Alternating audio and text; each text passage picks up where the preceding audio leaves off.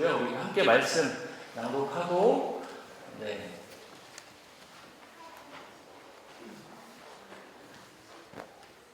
성경 본문을 띄워주시면 한 목소리로 같이 읽어보겠습니다. 오늘 본문은 누가복음 2장 4절부터 7절까지인데요. 한 목소리로 읽겠습니다.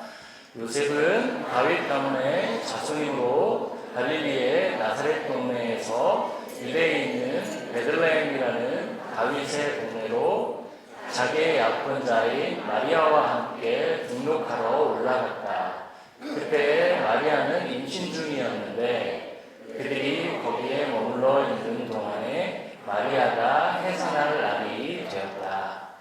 마리아가 첫 아들을 낳아서 포대기에 싸서 위에 눕혀 두었다. 여관에는 그들이 들어갈 방이 없었기 때문이다. 자리에 앉아주시기 바랍니다. 오늘은 조금 다른 형식의 설교를 해보려고 합니다. 아이들도 있고 유치들도 있고 해서 좀 다른 형식의 설교를 해보려고 합니다. 오늘 설교의 제목은 도착입니다. 도착. 영어로 하면 the arrival, D가 되겠죠. The arrival이라는 제목인데요. 이 오늘 설교는 이 도착이라는 제목으로 시작할 텐데요. 제가 한 페이지씩 넘겨가면서 시작을 해보도록 하겠습니다. 제목 보이시죠? The Arrival이라는 그림책과 함께 오늘 설교를 시작해 보려고 합니다. 이 책은 션탄이라고 밑에 그 저자 이름이 보이시죠? 션탄이라는 중국계 호주 이민자가 쓴 책입니다. 책 안에 글씨는 한 글자도 없습니다. 그림으로만 된 그림책이고요. 여러 국제적인 상들을 받은 꽤 유명한 책입니다. 한국에 번역도 됐죠. 사실 글자가 없기 때문에 번역이라고 할 것도 없지만 한 권이 한국 출판사로 넘어가서 한국에서도 출판이 되기도 했습니다. 저 개인적으로는 소장 가치가 있는 책이라고 생각하는데요. 이 책의 내용과 함께 오늘 설교를 시작해 보도록 하겠습니다. 보이시나요? 다양한 사람들의 얼굴 초상화로 시작합니다. 다양한 머리 헤어스타일을 갖고 있고요. 그렇지만 잘 보시면 어딘지 얼굴이 꽤 어둡습니다. 삶의 무게들이 느껴지는 얼굴이죠. 근데 한 가족이 있었습니다. 맨 오른쪽 밑에 보면 가족 사진이 있죠. 그리고 그런데 옆에 티팟도 보이고 컵도 보이지만 금이가 있습니다. 뭔가 느낌이 이 가족이 풍족하지는 않다라는 것을 보여주고 있는 것 같습니다. 그런데 잘 보이시나요? 가족 사진을 챙기는 장면이 나옵니다. 그리고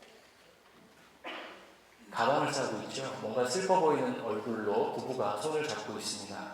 무슨 일이 있는 걸까요? 딸이 일어나서 아침을 먹고 떠나는 아빠를 배웅하려고 준비를 합니다. 세 가족이 집을 나섰죠. 그런데 이 가족이 살고 있는 도시의 느낌, 뭔가 어둡고 그런 느낌이 들죠. 용의 꼬리인지 정확히 모르겠지만 어두운 도시의 모습이 그려져 있습니다. 떠난 아빠를 배웅하고 엄마와 딸은 집으로 터벅터벅 걸어 들어옵니다. 집을 떠난 아빠는 어디에 탔을까요? 여러분, 어디에 탔죠? 아빠가? 배에 탔습니다. 배에 타서 가족 사진을 보면서 가족들을 그리워합니다. 아빠가 탄 배는 먹구름을 향해 나아갑니다. 그렇죠? 아빠가 탄 배에는 다양한 사람들이 있었습니다. 그 속에서 아빠는 가족들에게 편지를 썼고요. 종이학 모양의 편지를 써서 간직합니다. 목적지에 도착한 것 같습니다. 뭔가 화려한 도시처럼 우리에게 떠오르는 도시가 하나 있을 것 같아요. 제가 구체적으로 얘기하지 않겠습니다. 이 그림책의 장점은 상상할 수 있어요. 제가 규정하지 않아도 상상할 수 있는 책이거든요. 그래서 어떤 도시 같아요. 화려한 도시 같아요. 세계에서 가장 화려한 도시가 아닐까 싶습니다. 그곳에는 저런 조형물을 보신 적 있나요? 난생 처음 보는 거대한 조형물이 사람들을 기다리고 있었습니다. 배에서 내린 사람들은 줄을 지어서 목적지를 향해 가고 있습니다. 배에서 내린 사람들이 큰 공간 안에 다 모였습니다. 그렇죠? 네, 오늘 아까 그 주인공이죠? 주인공이 뭘 하고 있는 걸까요? 지금 눈도 이렇게 보고 귀도 보고 뭔가 신체 검사, 신체 검사를 받는 것 같습니다. 이어서 심사를 받는 곳에 뭔가 대화를 시도하는 것 같죠? 설명을 하고 있는데 언어가 잘 통하지 않는 것 같습니다. 대화가 불가능해 보입니다. 그러다가 여차저차 해서 결국에 입국 허가를 받았습니다. 네, 입국 허가를 겨우 받았습니다. 그가 도착한 곳은 지금까지 경험해보지 못한 낯선 모습의 도시였습니다. 너무나 낯설었고 긴장이 되겠죠. 그곳의 사람들은 어떤 사람들은 머리를 헤어컷을 하고 그 다음에 길거리에서 연주를 하기도 하고 다양한 모습으로 살고 있었습니다.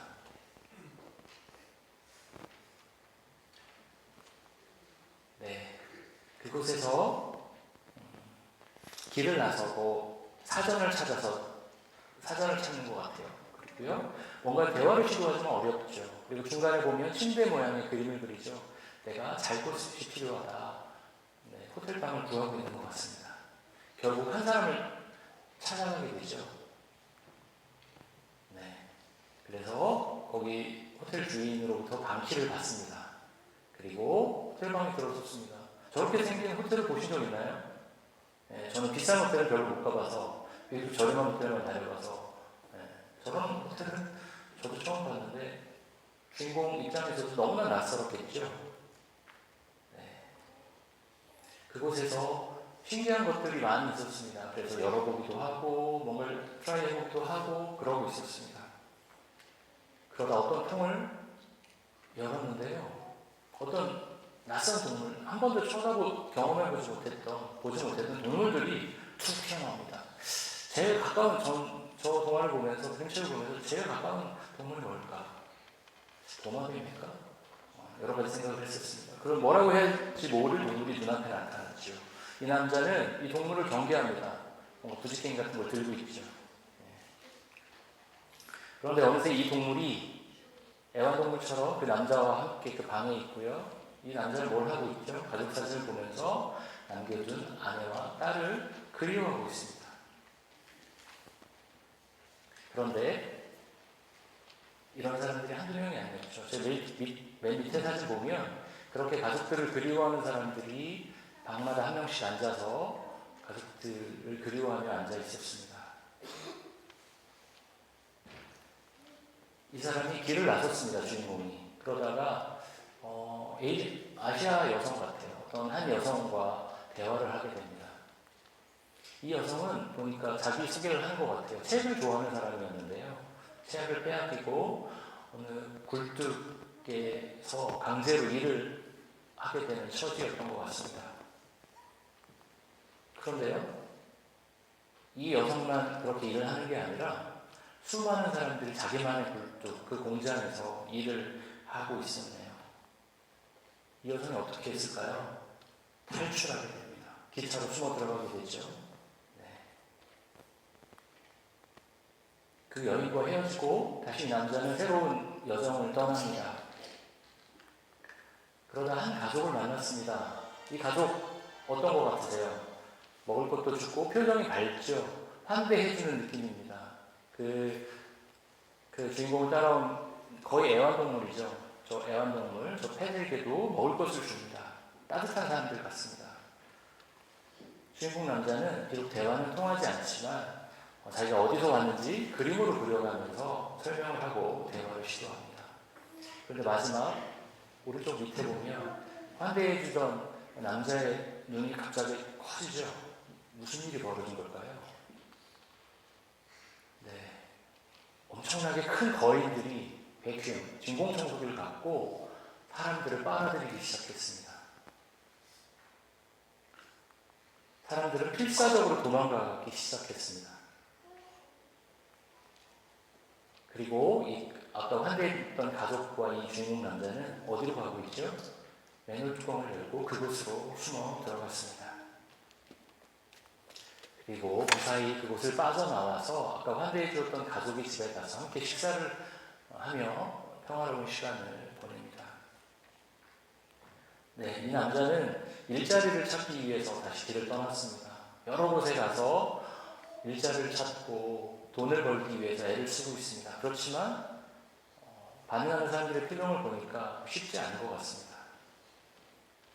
그러다가 큰 공장에서 드디어 일을 할 수 있게 되었습니다. 그리고요, 그 공장에 맞은편 앞에 있는 어떤 할아버지와 친해지게 되었습니다. 네. 이 할아버지는 젊었을 때 전쟁에 참여했었나 봅니다. 저렇게 사람들의 환대를 받으며 전쟁에 참여했습니다. 그리고 열심히 적과 싸웠습니다.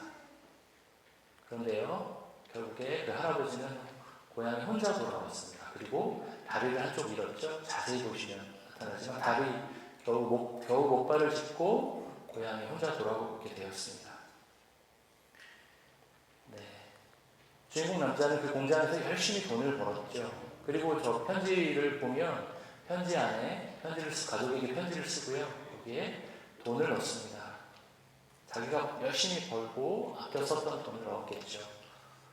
그리고 그 편지가 돈이 든 편지 그 봉투를 우체통에 넣습니다. 시간이 계속 흘러가는 것 같습니다. 꽃이 피고 지고 꽃이 피고 지고 시간은 계속 흘러갑니다. 그때 그 애완동물 이름이라도 하나 지어줬어야 되는데 제가 그렇게 다정하지는 않거든요. 그 애완동물이 편지가 왔다고 알려줍니다. 그 남자는 편지를 읽으면서 표정이 환해집니다. 예상하시겠죠? 아내와 딸이 왔습니다. 너무나 감격스러운 순간이죠. 다시 만난 가족들은 새로운 삶을 시작합니다. 이 가족에게 평화가 찾아왔습니다. 여전히 어색하고 낯선 물건들이지만 그 환경에 적응해가고 있습니다. 딸은 이 동물의 친구가 되어서 새로운 환경에 적응해가고 있습니다. 맛있게 식사도 하고요. 이 딸내미는 애완동물의 친구가 되어서 뛰어다니면서 그 동물에 적응해가고 있습니다. 딸이 길을 나섰다가 어떤 여인을 만납니다. 이 여인은 뭘 하고 있는 걸까요? 뭔가를 묻고 있는 것 같죠. 그리고 마지막으로 이 딸은 그 여인에게 저쪽으로 가면 됩니다 라고 안내를 해주면서 이 그림책을 끝나고 있습니다. 네, 이 책 끝에는 이런 피곤과 인생의 무게에 찌든 얼굴들에 다시 등장합니다. 주인공 남자처럼 고된 삶을 겪었던 우리가 추측하기에는 이민자의 얼굴이라고 우리가 예상할 수 있을 것 같습니다. 이 책의 내용을 보면.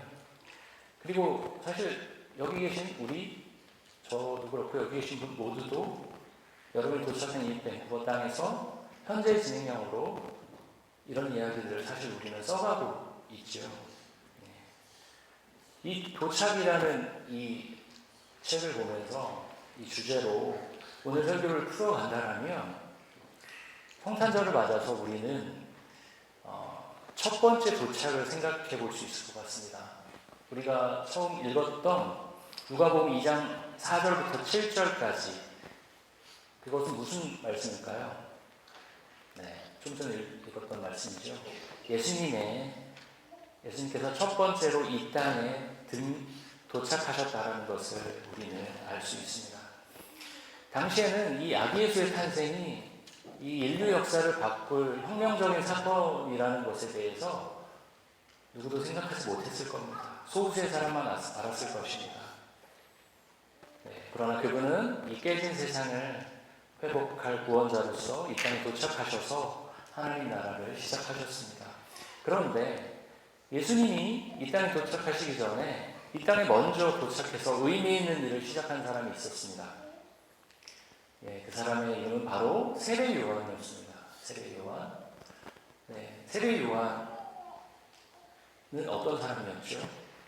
3절 보면 너희는 주님의 길을 예비하고 그의 길을 곧게 하라고 얘기하고 있죠. 세례 요한은 예수님이 이 땅에 도착하시기 전에 이스라엘에 먼저 도착해서 예수님이 어떤 분이신지를 알리고 예수님이 갈 길을 예비하던 분이셨습니다. 자신이 충분히 그 당시 역사의 주인공이 될 만한 그렇게 인기가 많은 사람이었지만 예수님의 뒤에 서서 그를 증거했습니다. 예수님이 십자가에 죽으시고 부활하신 후에 예수님을 증거하던 사람들이 있었습니다. 그 중에 한 명이 바로 사도 바울입니다.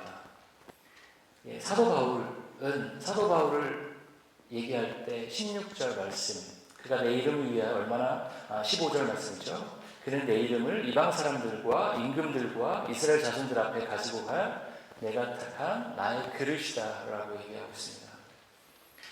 사도 바울은 이방인의 사도, 이스라엘 사람들이 아니죠. 이방인의 사도로 부름받아서 이 땅에 도착한 존재들입니다. 그리고 그는 온갖 어려움에 불구하고 끝까지 그에게 주어진 부르심에 따라 이방인의 사도로 살았습니다. 성경에는 사도 바울처럼 세례 요한처럼 각자의 부르심대로 달란트대로 이 땅에 도착해서 각자의 삶을 살아간 사람들의 이야기가 참 많이 있습니다. 그런데요, 유일하게 이 세상에 두 번 도착하는 분이 있습니다. 바로 예수님이겠죠. 요한계시록 22장 20절과 21절 한번 같이 읽어볼까요? 시작. 이 모든 계시를 증언하시는 분이 이렇게 말씀하셨습니다. 그렇다 내가 곧 가겠다. 아멘. 오십시오 주 예수님. 주 예수의 은혜가 모든 사람에게 있기를 빕니다. 아멘. 예수님을 믿는 우리들은 예수님의 첫 번째 도착을 기뻐하고 예수님의 두 번째 도착을 믿고 기다리는 사람들입니다. 오늘 그림책의 이 낯선 주인공은 낯선 땅에 도착해서요, 새로운 환경에 열심히, 힘들지만 열심히 적응해 갑니다. 그렇게 힘들게 적응해 가는 와중에도 뭘 했죠?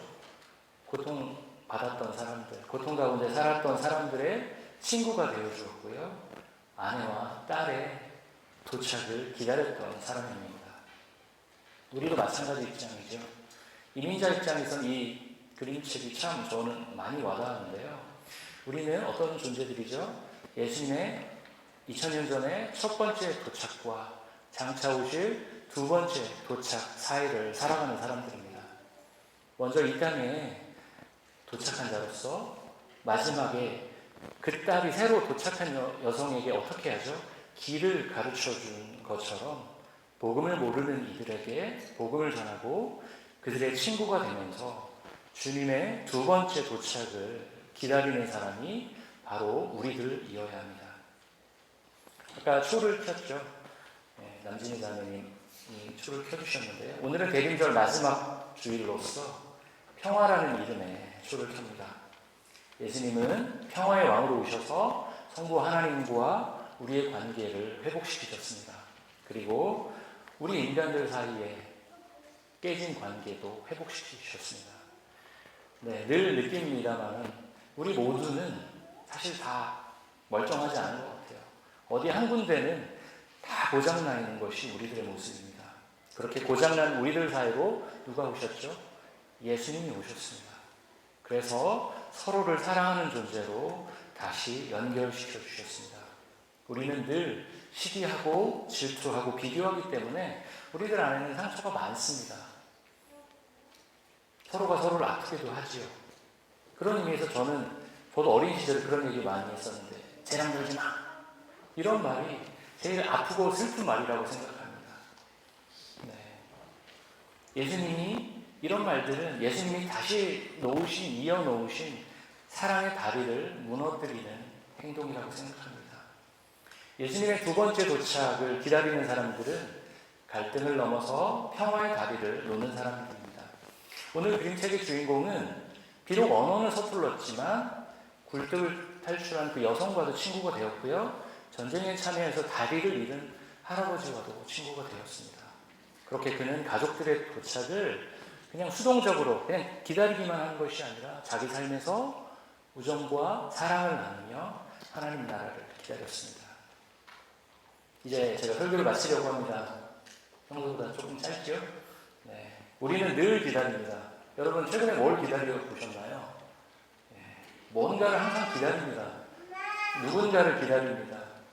아름이는 엄마를 기다리죠. 이렇게. 너무 좋아요. 이런 BGM이 너무 좋습니다. 물건을 주문한 사람은 뭘 기다리죠? 택배 배달해 주시는 분을 기다리고요. 학생은 뭘 기다리죠? 방학을 기다리죠. 그리고 군인은 제대, 휴가는 생각 못했네요. 제대, 저녁을 기다립니다. 직장을 찾는 분들은 취업의 날을 기다립니다. 그러나 우리가 그리스도인으로서 본질적으로 열망해야 되는 날은 예수님이 이 땅에 두 번째로 도착하는 그 날입니다. 기다리는 사람들, 한번 같이 읽어볼까요? 전쟁을 기다리는 사람은 총과 칼을 준비하고 연인을 기다리는 사람은 꽃을 준비한다. 도착하실 주님, 그분을 기다리는 우리는 어떤 삶을 준비해야 할까요? 주님은 오늘도 우리에게 부르십니다. 첫 번째 도착과 두 번째 도착 사이에서 대림절을 보내며 성탄을 맞는 우리들이 깨진 관계를 회복시키는 평화의 다리로 살아가길 원하십니다. 저와 여러분들이 그렇게 주님과 다른 이들을 잇고 서로가 서로를 이어주는 평화의 다리로 살아가시길 축원합니다. 아시겠지만 그 길은 쉽지 않습니다. 인내가 필요합니다. 그 안에서 보이지 않는 수고를 함께할 사람들이 필요합니다.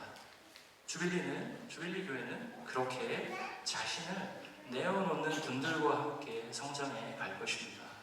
그 시간을 함께 견뎌가며 주님의 두 번째 도착을 기쁘게 기다리는 주빌리 교회 성도 여러분 되시길 축원합니다. 네, 말씀을 마치도록 하겠습니다.